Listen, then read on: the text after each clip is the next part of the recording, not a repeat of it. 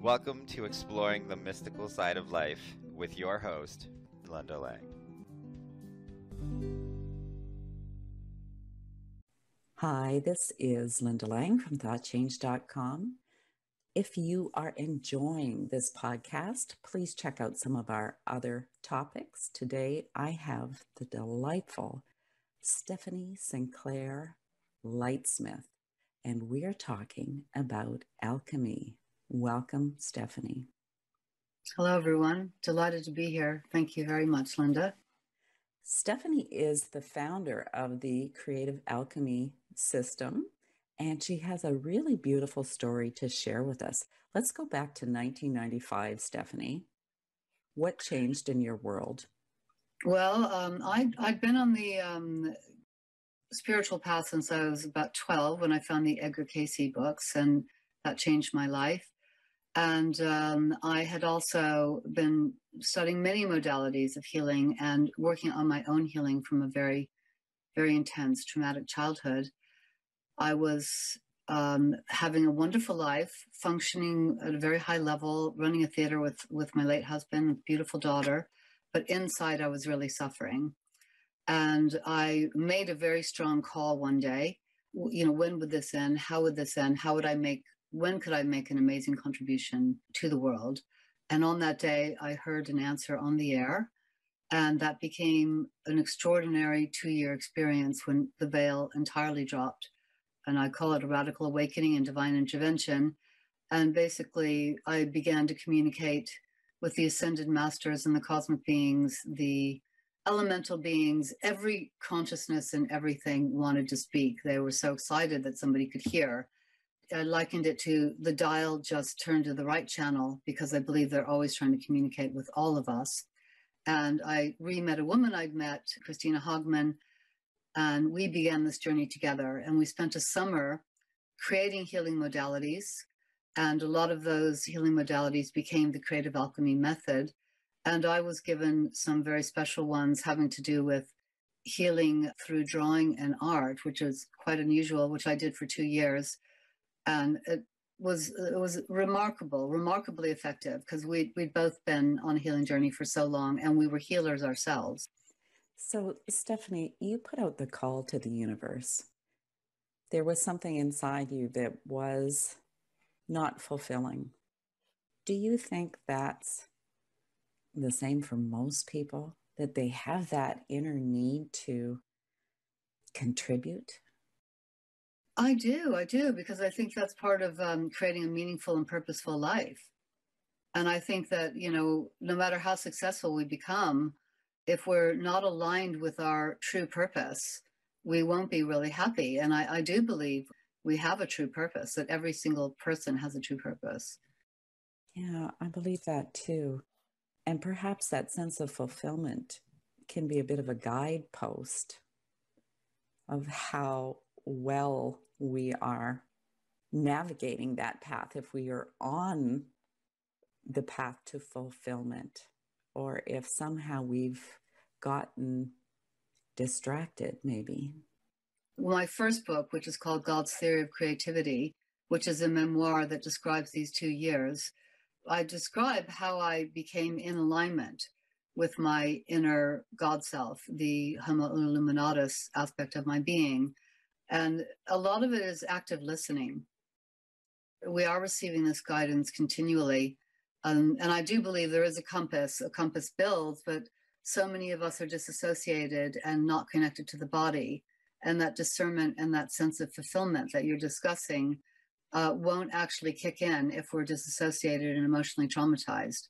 So I feel that there has to be a system, and that's what my system is first we have to heal the traumatic emotions. Then we become able to align with the higher mind or the higher self. And that is the bridge between the God self, the God Goddess self, or the ascended master self that has the whole divine plan, the whole, you know, geometric, sacred plan for your particular life.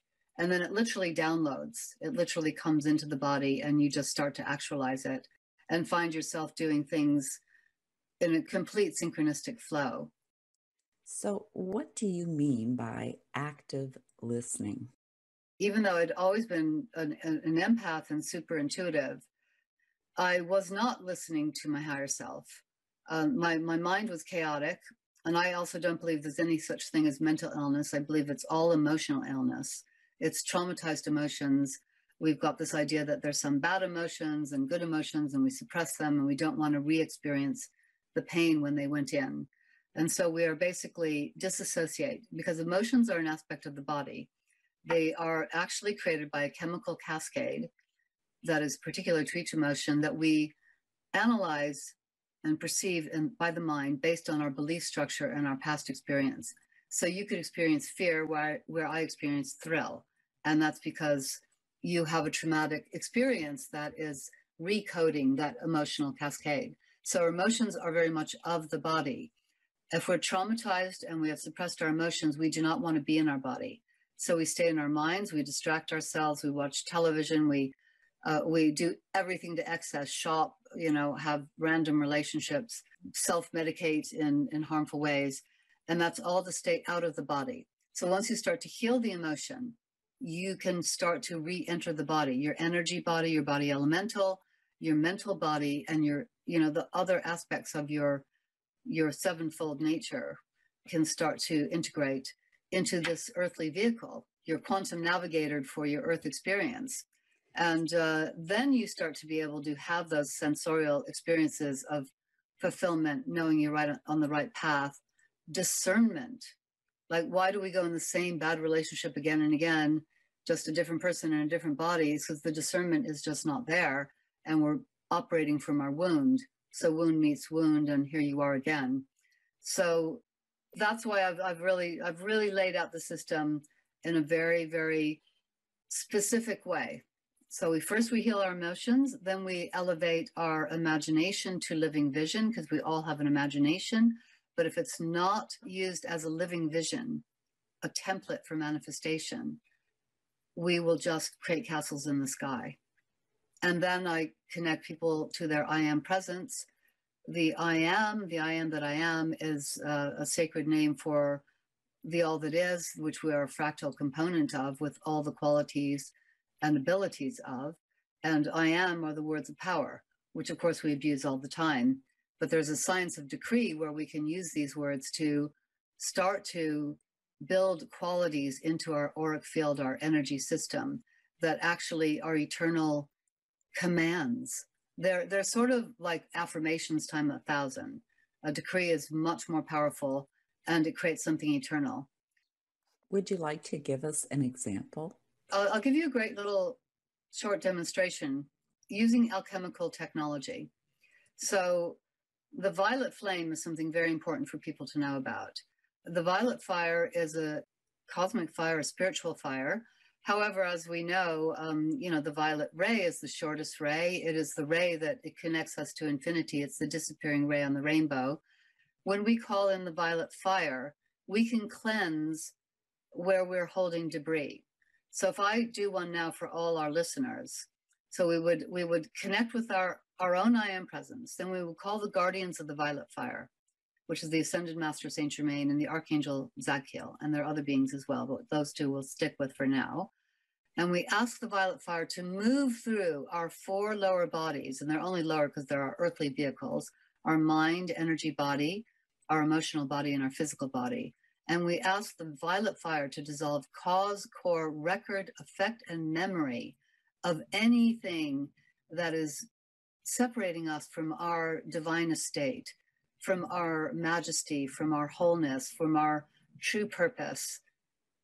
And we ask the fire to do this with ease and grace. So the fire starts to move the heavy tar that's in some people, or the dark smoke, and it starts to dissolve it. And we can do this every day. We can use a decree. I am a being of violet fire. I am the purity God desires. And that God is our own individualized God self. So it is something within us, not something without us. And then after we've cleansed the substance of our very being, we can requalify it with a divine decree. And that can be, what are you looking for in your life? What do you feel you're missing? The triad in our hearts of the divine spark as love, wisdom, and power. That is the threefold flame within our hearts and where the I am presence connects to us. So often we have a lot of love. So many people have a lot of love and very little will. Or they're afraid of power because they just see power being used poorly. You can check inside yourself, our lovely listeners, and work out which of those three you could need some help with. And you just simply say, I am divine power. And once you say divine power or cosmic power, you're basically saying this is for my own highest good and the highest good of all, which are never opposed. So you don't have to worry about the examples of negative power that we've all grown up with. Because when we finally come into balance of love, wisdom, and power, that threefold flame returns to encompass our entire being and world as it did before the fall. Now, the fall is actually when we fell out of our I am presence. The auric field of our I am presence is called the causal body. It's got a name in every culture in the world. In Christianity, it's called the stores laid up in heaven. It's called the diamond body, the rainbow body, in all the different cultures. And that is where all our abundance is. And when we are in complete alignment, everything we need flows, because whatever we need for our true purpose comes into our hand and use now. I'm getting the sense that your creative alchemy process is not just a manifestation process, it is an alignment. The original name of it was source alignment. That's what I called it. But I feel that a lot of people aren't ready for that. A lot of people need to heal their emotions first. And, the term spiritual bypass, where a lot of people are getting all the spiritual stuff and they can even get the powers and the gifts. But if they haven't healed their emotions, they will self-sabotage. They'll create their own little Frankensteins. And I've been there for sure. So it's like we need to be patient and heal the emotions first. And then absolutely, if people want to go all the way, it is a technology for source alignment. And that's when the treasure chest of the universe absolutely springs wide open. And we become the magicians that we all are. And there's a lot of gifts in working with the emotions. It's part of living fully, to have a full spectrum of emotion and to just process the energy. I totally agree. I'm in love with the emotions. I call myself the emotion queen. I embrace all my emotions fully. I think they're all totally sacred. There is no bad emotion. When I began to understand that I could experience anger in my body as my power and move myself away from story and realize that anybody who triggered my anger was actually a holy teacher telling me where I still had a wound or a snag. Once you own your emotions and you fall in love with them and you experience them, sacred anger, holy anger, that is our boundary of the righteous anger for justice. There's so many sacred things in anger. And like you were saying earlier, motivation, the passion, you begin to see that they're all very, very, very special gifts. And you experience the world differently. And as you heal inside and begin to realize you are creating all these emotions, only your consciousness can act in your life. That's so important to know, to move out of victimhood and realize if you want to create your reality, you have to understand that you have actually already created your reality. You have entirely authored this particular reality. You just want to make a new one. And I find that falling in love with your emotions, you actually change your story outside too. I was surrounded by angry people a lot of the time when my anger was very suppressed. I have very little anger now. My one world is filled with loving people. There is nobody in my world that is not loving and kind and honorable. And that has been the process of healing my inner world. So I really explain in the book how to reverse engineer. Something happens to you that hurts, remove away from story and go inside. When did you first feel this? What is the pattern with this? How are you creating your external reality by the wounds projecting out in your cellular frequency? The bonus of healing these emotions is just beyond belief. Because once you heal the emotions, then you can move into transforming the imagination into living vision. And one thing I learned from the Ascended Masters, which is kind of amusing, but also kind of horrifying, is that all our half-baked plans are all around us. in the electromagnetic field, drawing on our energy. So before we move into active manifestation, living vision, we need to clean all that up with the violet fire. So the whole past and all the plans and all the regrets and all the sense of failure, etc., we need to reframe that into wonderful experiences where we learned in this wonderful Earth University, and we clean our slate, and then we align with our purpose and the I am presence. We download as much as we can, and we start slow, acorns. From little acorns, mighty oak trees grow. Slow progress builds a mighty foundation, and we start to manifest slowly but surely. And I've had some amazing manifestation experiences using this technology, including ones that were very painful because I hadn't healed my emotion yet. Well, I do agree with you, Stephanie, that if your foundation has cracks in it, or you're holding a lot of pain, suffering, unresolved emotions, to put this new creative energy on top of that and have your wounds as your foundation, your building's not going to be as strong and secure as if you cleaned up those emotions and then stepped into alignment. Now, do you have any tips for our listeners about how to step into alignment with their life purpose? The energy body influences the mental, emotional, and physical body. It is the strongest body. It is the body that holds all our memories in the Akashic record and survives physical death. So it is the one to start to work with first, I believe, as far as this reframing and connecting to source. So the science of decree is the most powerful thing. You're literally resounding your entire energy field. And I used prayer a lot as well when I was shifting, and that was a way to kind of heal anxiety. I use prayers from my background, the Lord's Prayer and the Hail Mary. I am in a bliss state most of the time. I want to tell our listeners, I am in the bliss body all the time. Because so much of the electrical nature of my I am presence is able to be in my body now. So I suggest the science of decree to create a mantra that really suits you. It can be I am cosmic victory, which is extraordinary. And evidently, every time we say that, a little flame of cosmic victory bursts in our auric field, dissolving everything that came before. Or I am the violet flame. But choose one, like try them out for a few days, and you can kind of sense in your body which one kind of gives you a little, oh, I love that. Find the decree that feels the best. And then you just start to say it all the time. And what it does is it replaces the lower unconscious tape of I am unworthy, I am too old, I am too young. All the I am powerful statements we say that the universe goes, okay, coming right up. So replacing that tape with divine decree, which has the power to command the universe, to weave atoms into the form of our reality, is the most powerful thing our listeners can do. And then you just suddenly find, whoa, I haven't had any negative thoughts for like a whole day. And then that just grows and grows and grows. And then the power can come in. And the I am presence, by the way, is love beyond reckoning. It loves us. We are an extension of it, and it loves us more than we can possibly know. The base of this is love that wants to evolve and grow and create in limitlessness and freedom, joy, and play. And that's where we're moving to with all of this.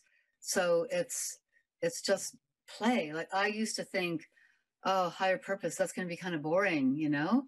No, once you connect to your true purpose, you are so excited to get out of bed every morning. Life is a gift. Life is a gift. It's not always easy, but it is something that we experience just for the experience, I think, and to know ourselves more. I agree. And to extend the data bank of the omniverse. I think we can all get to this point where challenges come and we kind of look at them as clues.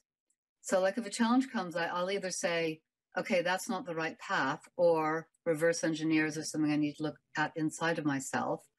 I look for the teaching in it, And I no longer feel put upon or oppressed or victimized. I just say, okay, challenge.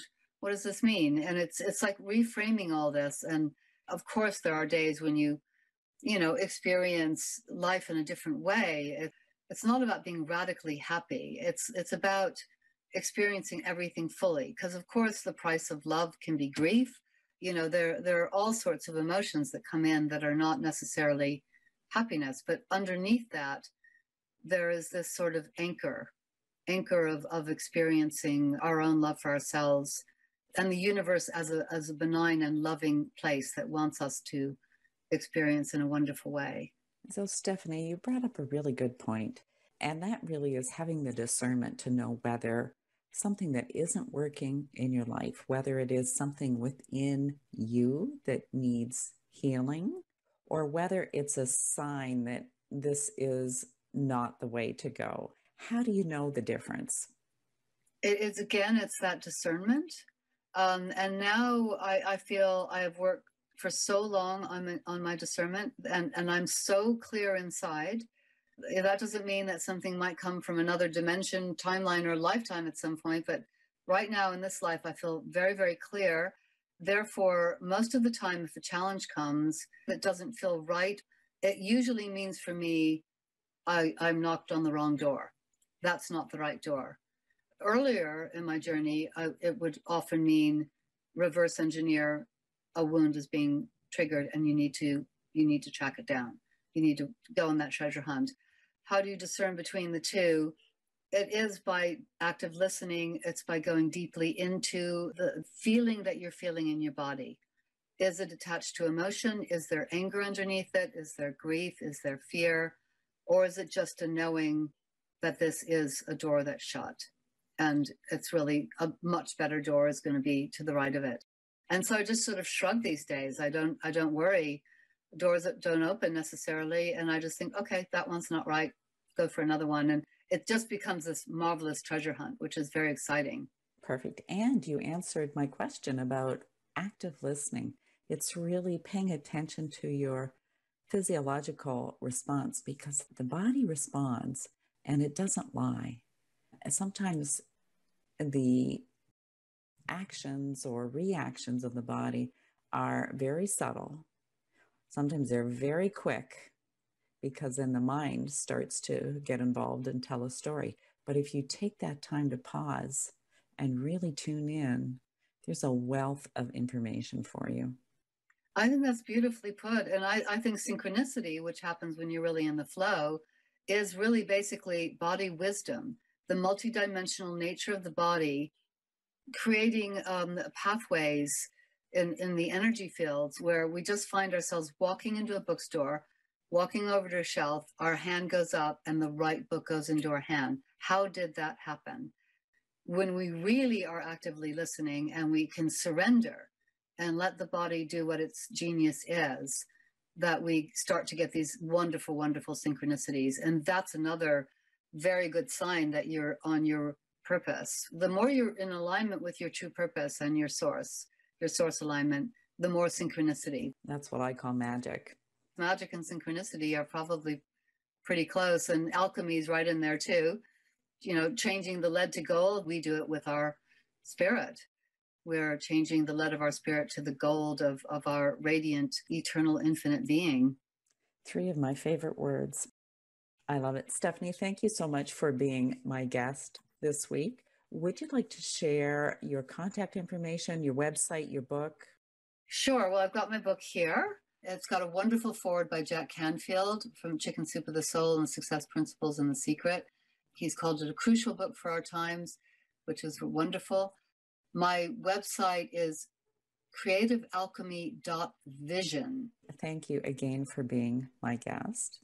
Oh, thank you, Linda, so much. It's been an absolute pleasure and an honor. Edgar Cayce has a really beautiful twist on the Lord's Prayer that balances and opens all of your chakras and your endocrine system. So check out Edgar Cayce's version of the Lord's Prayer. It's just a little bit different, and you can read about his explanation about how it balances. I'm very excited too, because I think the Lord's Prayer is amazing. The Aramaic translation is extraordinary too. That is a great jewel. I can't wait to explore myself. Thank you. And thank you, listeners, for tuning in once again. You will find all of our conversations on YouTube, Apple Podcasts, iHeartRadio. Come and visit me at thoughtchange.com. Pick up your copy of Learning to Listen. Check out my group, Alchemy from the Inside Out, if you'd like to start bringing some alchemical magic into your life. That's it for this week. Bye for now. Sadly, Stephanie passed away 2 weeks after this interview, but her wisdom is still available through her book. Thanks for tuning in. We'll see you again next time.